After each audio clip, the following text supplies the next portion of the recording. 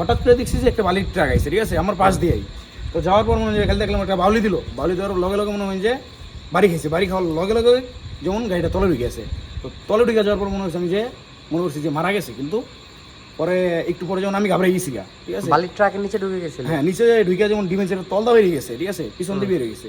তো আমি মনে হচ্ছি মানে মারা গেছে গা। পরে সামনে গেছি, সামনে যেয়ে দেখি যে না কোনো নিঃশ্বাস চলতেছে, নড়াচড়া দিছে। নড়াচড়া দেওয়ার পর যেমন বালির ট্রাক আসছে, বালির ট্রাক আসার পর আমি বলতেছি, ওদেরকে বলতেছি যে ধরো, ঠিক আছে।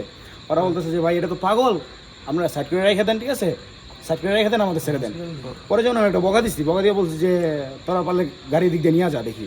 পরে যেমন আরাম গাড়ি ছিল আর নগর গাড়ি আসছে, আরাম গাড়ির ড্রাইভার নেমে আসছে, নগর গাড়ির ড্রাইভার নেমে আসছে। পরে বললো যে পরে কোনো ব্যবস্থা যতক্ষণ তুই না হইতেছে ততক্ষণ তুই গাড়ি চলবে না, ঠিক আছে। পরে যেমন অনেকক্ষণ বন্ধ করেছিলাম, পরে 999 ফোন দিচ্ছি, তো স্যারেরা যেমন বললো যে আসতেছে, ঠিক আছে।